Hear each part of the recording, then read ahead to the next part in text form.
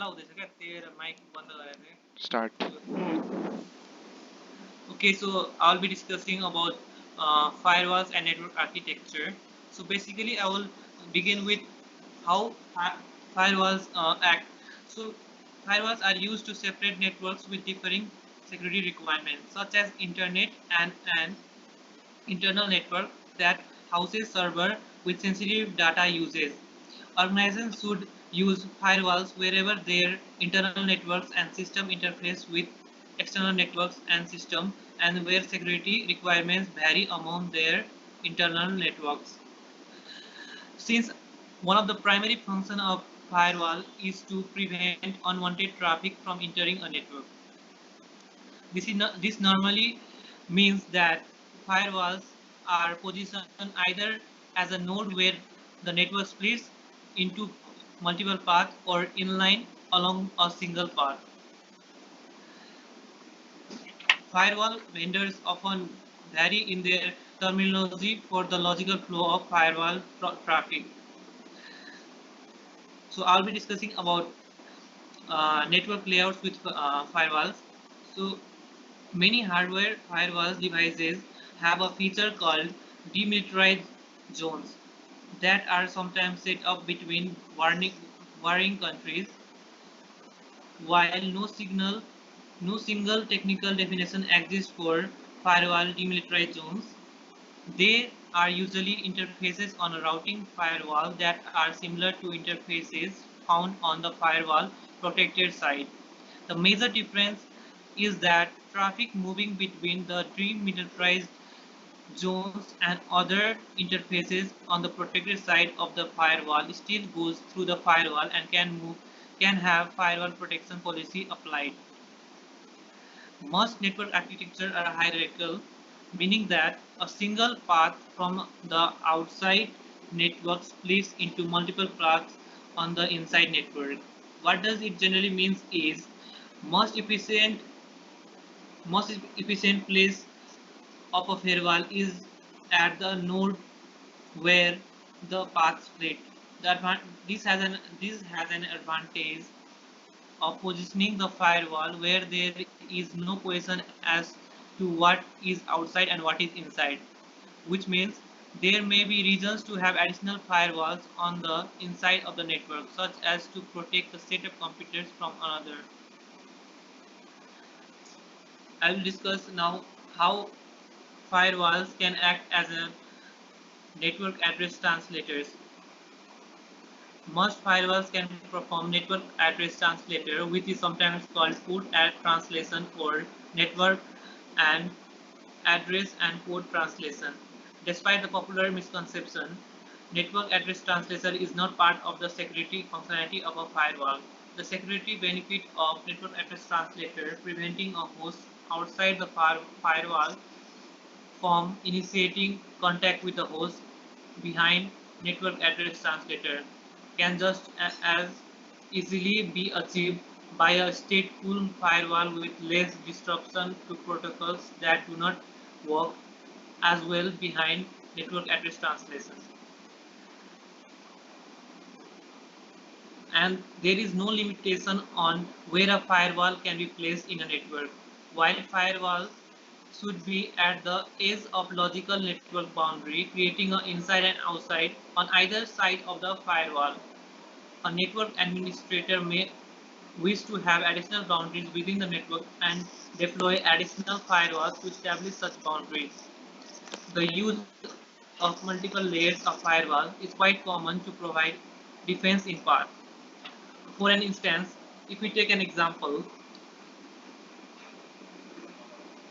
where a host-based firewall creates a boundary just before the host is installed upon the adds another set of firewall policies to the architecture of the network. Using multiple layers of network firewalls is another common technique. So if we summarize the whole firewalls and network architecture, it could be as follow. Firewall should be fit into the current network layout. However, an organization might change in its network architecture at the same time. as it deploys a firewall as a part of an overall security upgrade. Different common network architecture leads to very different choices for where to place a firewall. An organization should assess which architecture works best for its security goals. If an edge firewall has a demilitarized zones, considering which outward-facing services should be run from the demilitarized zones and which should remain on the inside network. We should not rely on network address translator to provide the benefits of firewall. In some environments, putting one firewall behind another may lead to desired security goal.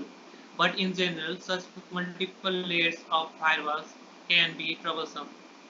So with this, I will be ending my part, and all we for the rest, Hansraj will be explaining. Thank you Hansraj, you so can much, Yogesh. continue. Yeah. Yeah, thank you so much, Yogesh. So here we learned about what firewall is, and we got an overview of firewall from Assis, and Sundaram was there to explain about what does it protect from and what are the firewall technologies. Similarly, Yogesh came up with the firewall and network architecture, summarizing it as a whole. Now it's time that we delve into the policy. So whenever we think of what a firewall policy is, or if this term comes about firewall policy, what can it dictate? So a firewall policy that can dictate about how firewall should handle the network traffic for specific IP addresses and address ranges, or protocols, application and content type.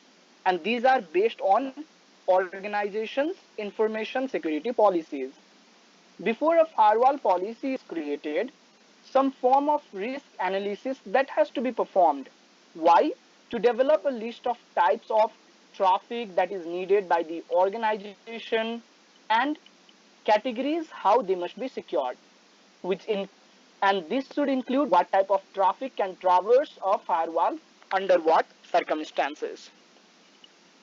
And when we do this risk analysis, this should be based on evaluation of threats, the vulnerabilities, the countermeasure which are in place to mitigate the vulnerabilities and the impact if system or data are compromised. So firewall policy that should be documented in the system security plan, and that has to be maintained and updated frequently as classes of new attacks or vulnerabilities arise, and or you can say as the organization's need regarding the network application change. The policy that should also include specific guidance on how to address the changes to the rule set. Now, when we are talking about the gist of what a firewall policy has to dictate, what it is supposed to be, let's delve into the policies, the policies of firewall. So, broadly, if we categorize, there are four types of policies. The first being the policy which is based on IP address and protocol.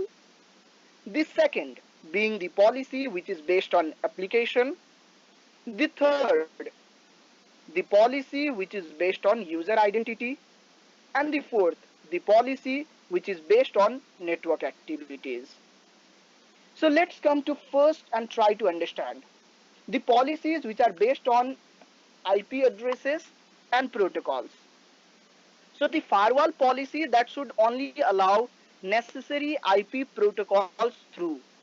Examples of commonly used IP protocols with their IP protocol numbers are: number 1, ICMP; 2, TCP; 3, UDP. And other IP protocols such as IPsec components, encapsulating security payload, which is abbreviated as ESP, and authentication header and routing protocols, they may also need to pass through the firewall. These necessary protocols should be restricted whenever possible to the specific host and network within the organization with a need to use them. By permitting only necessary protocols, all the unnecessary IP protocols they are denied by default. So it's time to understand the IP addresses and other IP characteristics. Firewall policies that should only permit appropriate source and destination IP address to be used. Specific recommendation for IP address that include traffic with invalid source or destination addresses should always be blocked, regardless of the firewall location. And the examples of relatively common invalid IPv4 addresses are 127.0.0.0 to 127.255.255.255, which is also known as the local host address, and 0.0.0.0, which is interpreted by some operating system as a local host or a broadcast address. These have no legitimate use on a network. Traffic with a private destination address for incoming traffic or source address for outgoing traffic, which is an internal address. That has also to be blocked at the network perimeter. Perimeter devices can perform address translation services to perform internal host with private addresses to communicate through the perimeter, but private addresses that should not be passed through the network perimeter. IPv6. IPv6, that is a new version of IP that is increasingly being deployed. Although the IPv6 internal format and addresses that length they differ from those of IPv4, many other features they remain the same, and some of these they are relevant to the firewall. So every organization, whether or not it allows IPv6 traffic to enter its internal network, that needs a firewall that is capable of filtering this traffic. This firewall should have the following capabilities. Number one, the firewall should be able to use IPv6 addresses in all filtering rules that use IPv4 addresses. Number two, the administrative interface that should allow administrator to clone IPv4 rules to IPv6 addresses to make administration easier. Number three, firewall needs to be able to filter ICMP v6 as specified in RFC 4890 recommendations for filtering ICMP v6 messages in firewall. The firewall should be able to block IPv6 related protocols such as 6 to 4 and 4 to 6 tunneling, Teredo and intra-site automatic tunnel addressing protocol, which is ICATAP, if they are not required. Many sites tunnel IPv6 packet in IPv4 packets. This is particularly common for sites which are experimenting with IPv6 because it is currently easier to obtain IPv6 transit from a tunnel broker through a v6 to v4 tunnel than to get native IPv6 transit from an internal service provider. Now let's understand about ICMP and its role on the policies based on IP addresses and protocols. So attackers they can use various ICMP types and the codes to perform recognition or manipulate the flow of network traffic. However, ICMP that is needed for many useful things such as getting reasonable performance across the internet. Some firewall policies block all the ICMP traffic, but this then often leads to problem with diagnostic and performance. Other common policies that allow all outgoing ICMP traffic but limit incoming ICMP to those types and the codes needed for path maximum transmission unit and discovery and destination reachability. Similarly, talking about IPsec protocol, an organization that needs to have a policy whether or not to allow IPsec VPNs that start or end inside its network perimeter. The ESP and AH protocols are used for I, they are used for IPsec VPNs, and a firewall that blocks these protocols will not allow IPsec VPNs to pass. So while blocking this ESP that can hinder the use of encryption to protect the sensitive data. It can also force user would normally encrypt their data with ESP to allow it to be inspected. For example, by a stateful inspection, firewall, or an application proxy gateway. So while after talking about the policies which are based on IP addresses and protocols, it's time to delve into the policies which are based on applications. So most early firewall work, they involved simply blocking the unwanted or suspicious traffic at the network boundary. Inbound application firewall or application proxies, they take a different approach. They let traffic destined for a particular server into the network, but capture that traffic in a server that processes it like a port-based firewall. So the application-based approach, this provides an additional layer of security for incoming traffic by validating some of the traffic before it reaches the desired server.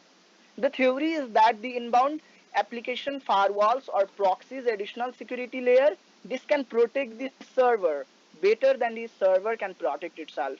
And this can also remove the malicious traffic before it reaches the server to help reduce the server load.